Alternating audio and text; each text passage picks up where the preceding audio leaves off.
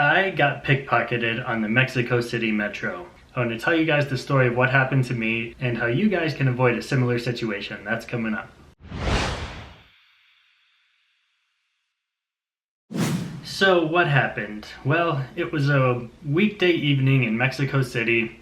Nothing special about it. I was with my couch surfing host at the time. We were going to a small theater in downtown Mexico City to see a play that night. To get to downtown, we were taking the metro system, or Mexico City's subway. The Mexico City Metro is a very cheap and easy way to get around the city. It's like 20 to 25 cents US per ride. So as me and my couch surfing host were transferring trains at a transfer station, what happened was we were waiting for our train to come, and when it did, as the doors to the train were opening, we got surrounded by a small group of people, and maybe 3 or 4 of them in the back started pushing everybody onto the train so that everyone was just body to body, trying not to fall over, trying to keep balance, and it was a short moment of chaos, and that's when it struck. Someone had reached into my front pocket and grabbed my phone out of there.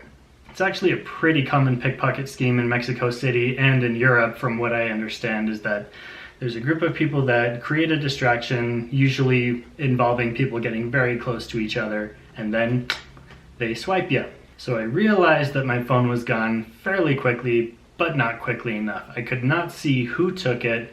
There were a whole bunch of people, like I said, there were hands everywhere. I just couldn't tell who it was. So what I did was I kind of oriented myself. I'm like, oh my gosh, my phone is gone. And I figured the person who took it probably stepped off the train and was walking away, so I literally stopped the doors from closing. I opened them back up and was looking for anyone like walking quickly away or whatever.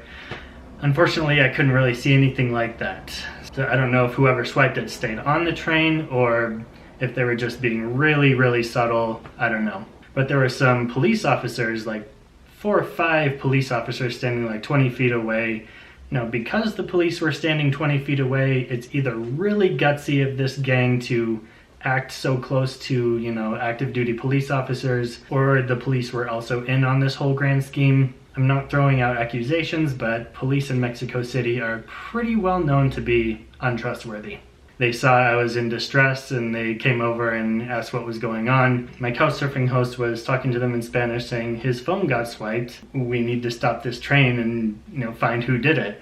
So that's what they did. They actually stopped the train from moving, and the police actually started searching a couple people, like pretty much doing a full body search. Like I said, I couldn't see who took it, so I was kind of guessing, who it might be, and they actually did a pretty thorough search on them. But unfortunately, that came up with nothing. So the police pretty much told me, well, since you didn't see who it was, there's not much we can do. I was hoping we could identify one of the people that were pushing, because I know that they were involved with it.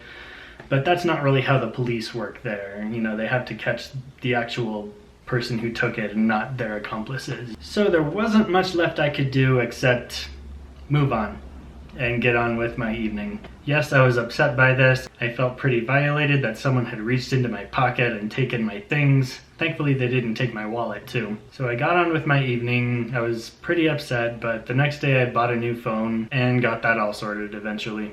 Unfortunately, pickpocketing is a pretty rampant problem in Mexico City. I know several people that have been a victim of it. But here's a few tips on how you can prevent being pickpocketed, especially on the metro.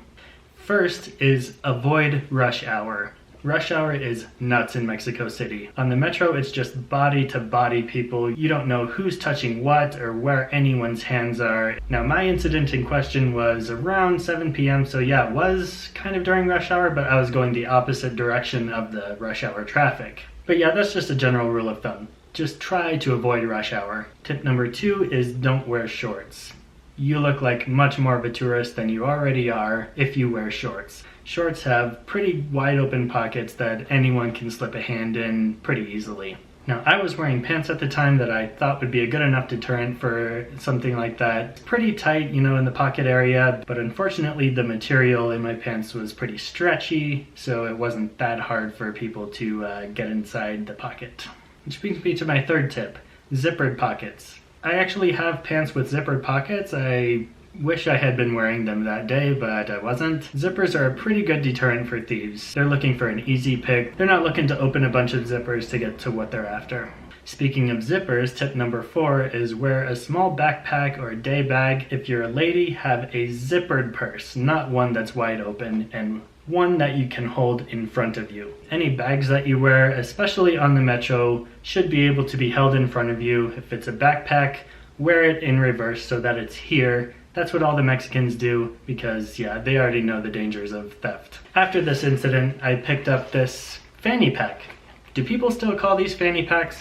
Anyway, I wear it across my body like this. Yeah, thieves aren't gonna go for this. It's too much risk for them.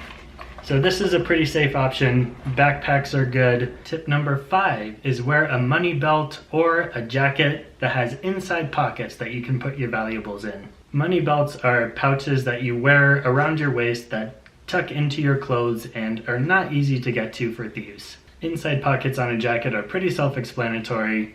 You know, if that jacket's zippered up, they're not gonna reach inside there to grab your stuff. Tip number 6, something that I kind of started doing in the metro was standing against the wall until the doors are open. It gives people a little less opportunity to sneak up behind you. So I kind of stand up with my back against the wall. It also kind of reminds me to be more situationally aware when I do that.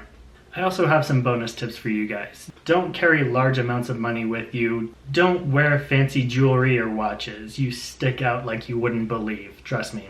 Don't bring your passports with you. You don't need it. It's not worth the risk of being lost or stolen. My final tip for you guys is keep it all in perspective. It's just a phone. It wasn't even that expensive. I didn't actually get physically harmed, and it could have been so much worse. I don't hate Mexico or Mexicans because of this. This happens in so many different places around the world, even in America where I'm from.